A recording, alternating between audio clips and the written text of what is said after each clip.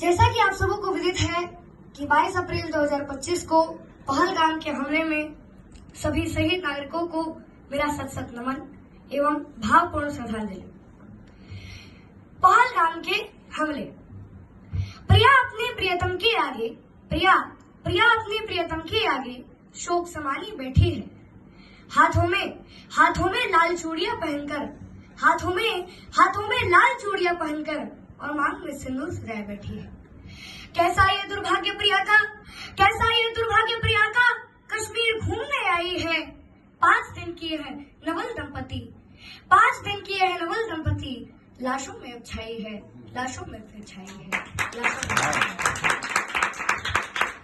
पहलगाम के हमले में ये धर्म पूछ कर मारा है।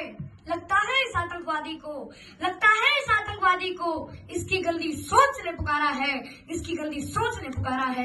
आज पहलगाम की सीमा से फिर आई ललकार की धरती मांग रही तलवार।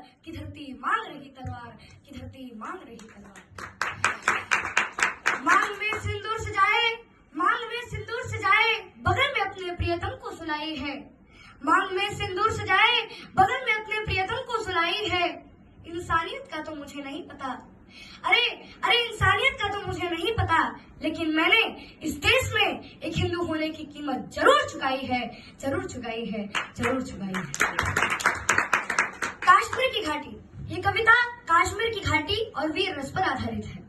कश्मीर था जहाँ दरिंदों की मनमानी चलती थी, घर में 1-56 की राम कहानी चलती थी।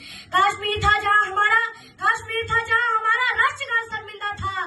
भारत माँ को गाली देकर भी खलनायक जिंदा था। फूलों की घाटी में लाशों की छाई मंडी थी। अनुशासन का पूरा दौर फिर भी बनी सिखंडी थी। राजमहल को शर्म नहीं घायल होती छाती पर। भारत मुर्दाबाद लिखा था श्रीनगर की छाती पर। मन करता था फूल चढ़ा दूं लोकतंत्र के अर्थी पर। भारत के बेटे शरणार्थी हो गए अपनी धरती पर। वे घाटी से खेल रहे थे 11 के बलबूतों पर। जिनकी नाक टिकी रहती थी पाकिस्तानी जूतों पर। फिर भी खून सने हाथों की न्योता था तलवारों का, जिससे सूरज की किरणों की गर्जा था अधिकारों का। कुर्सी भूखी थी नोटों की थैलों की।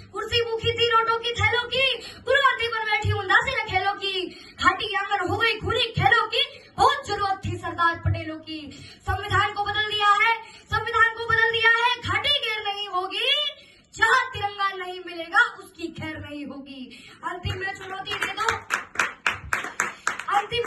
दे दो सीमा पार पड़ोसी को। गिद्दर का तारा समझे सिंगों की खामोशी को। हमको अपने खट्टे मीठे बोल बदलना आता है। हमको अब भी इस दुनिया का भूगोल बदलना आता है।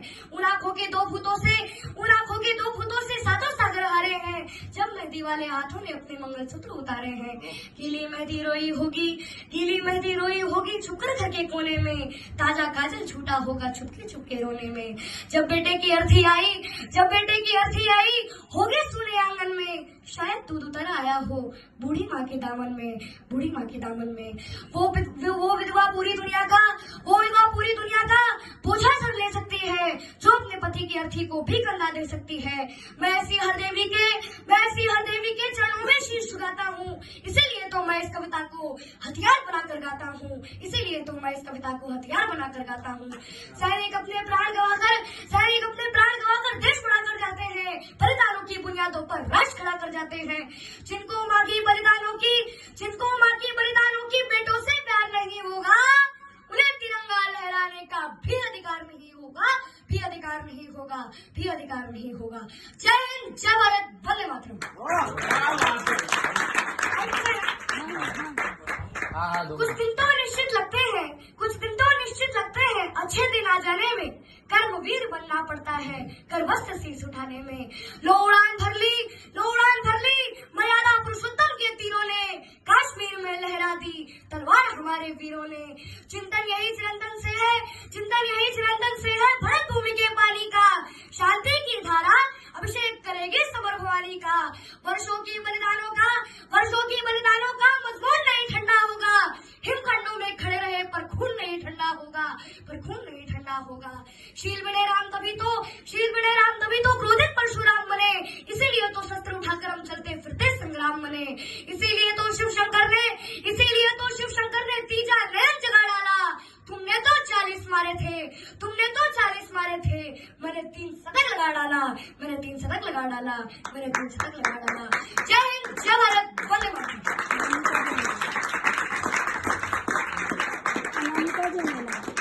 नाम मात्र का भाईचारा है, पर दिल में दूरी है। लगता है भी उग्रवाद को मसद की मंजूरी है। कश्मीर में बहाल हुए चीख के कहता मोदी जी, पहलगाम के इन हमलों का बदला बहुत जरूरी है। अब ये सारी बातें छोड़ो, सीधे तगड़ा वार करो, उग्रवाद की रीढ़ को तोड़ो, दिल से उग्र प्रहार करो। आतंकवाद के ठोर ठिकाने कहीं शेष ना रह जाए। पूरा देश कह रहा है मोदी जी कि आतंकवाद के ठोर ठिकाने कहीं शेष ना रह जाए। सेना के शेरों से कह दो, जाओ सीमा पार करो।